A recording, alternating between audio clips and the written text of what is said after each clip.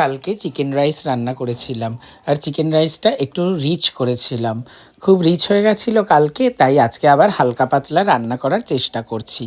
আজকে আমি এটা রান্না করছি পাঁচমিশালি সবজি। পাঁচমিশালি সবজিটা করছি কি দিয়ে? ফুলকপির ডাঁটা দিয়ে। ফুলকপির সব কিছু ভালো লাগে এই সময়, যেমন ফুলগুলো ভালো লাগে, পাতাগুলো ভালো লাগে, গোড়াটা ভালো লাগে, ডাঁটাগুলোও ভালো লাগে।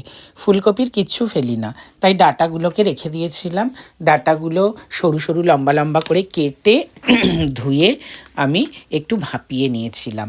ভাপিয়ে নেওয়ার পরে কড়াইতে তেল দিয়ে পাঁচফোড়ন দিয়েছি, আর দিয়েছি শুকনো লঙ্কা, তেজপাতা আর কাঁচা লঙ্কা। এরপরে ফুলকপির ডাঁটা, সঙ্গে দিয়েছি মূলো আর দিয়েছি থোড়। এই তিনটে শক্ত সবজি আগে দিয়ে কিছুক্ষণ ভালো করে কষিয়ে নিয়েছি। এই সবজিগুলো একটু নরম হয়ে আসলে তারপরে এর মধ্যে দিয়ে দিয়েছি আলু, আর দিয়েছি মিষ্টি আলু, আর দিয়েছি কিছুটা মটরশুঁটি। এবারে এগুলো দিয়েও কিছুক্ষণ ভালো করে কষিয়ে নেব। এই সবজিগুলো সব হাফ নরম হয়ে আসলে তারপরে এর মধ্যে বরবটি আর বেগুন আমি অ্যাড করে দেব। ওইদিকে ছোটো গ্যাসটার মধ্যে এই সবজিটা ভালো মতন রান্না হচ্ছে, আর এইদিকে বড় গ্যাসটাতে আমি মাছের ঝোল করে নিচ্ছি।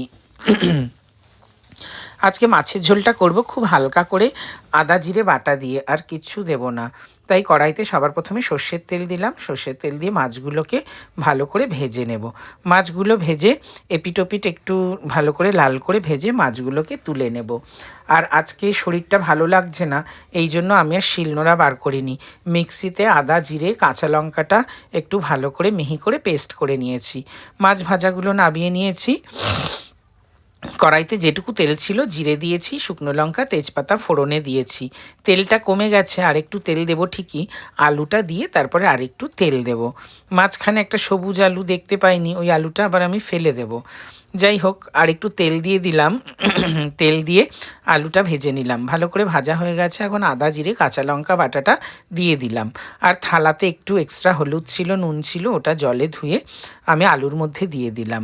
আর পরিমাণ মতো আরও একটু হলুদ দিয়েছিলাম। মশলা ভালো করে কষিয়ে নিয়ে জল দিয়ে ঢেকে দিয়েছি। ফুটে উঠলে আমি মাছ দিয়ে দেব। এবারে সবজিগুলো নরম হয়ে গেছে সুন্দর, আর সেদ্ধ হয়ে গেছে। এখন অল্প একটু আমি ওপর থেকে ভাজা জিরের গুঁড়ো আর ঘি দিয়ে নাবিয়ে নিলাম। মাঝখানে কিন্তু আমি এর মধ্যে আদা গ্রেট করে দিয়েছিলাম। আর ঘি আর ভাজা মশলা দেওয়ার পরে আমি একটু চিনি দিয়ে নিলাম। একটু যদি মিষ্টি না হয় ভালো লাগে না। সবজিটা একদম মাখা মাখা হয়ে গেছে, গা মাখা হয়ে গেছে। সবজিটা থেকে ভীষণ সুন্দর গন্ধ ছেড়েছে, আর সবজিটা খেতেও দারুণ টেস্ট হবে নিশ্চয়ই। এ দেখো কেমন লাগছে দেখতে। নিশ্চয়ই ভালো লাগছে, তোমরা কমেন্টস করে জানিও কেমন হলো আমার সবজি রান্নাটা। আর আজকের মাছের ঝোলটাও প্রায় হয়ে গেছে। আলু ফুটে গেছে, ঝোল ফুটে গেছে, আলুটা সেদ্ধ হয়ে গেছে। সরি, তোমরা কেউ আমার কথা ধরো না, ফুটে গেছে, আলু সেদ্ধ হয়ে গেছে। আলু সেদ্ধ হয়ে গেছে, আর কিন্তু আমি মাছ দিয়ে দিয়েছি, সেটাও ভালো করে ফুটে উঠেছে। এবারে কিন্তু ঝোল রেডি, নাবিয়ে নেব। আলু সুন্দর সেদ্ধ হয়ে গেছে, হয়ে গেল তাহলে ট্যাংরা মাছের পাতলা ঝোল। কেমন লাগলো তোমাদের রান্নাবান্না?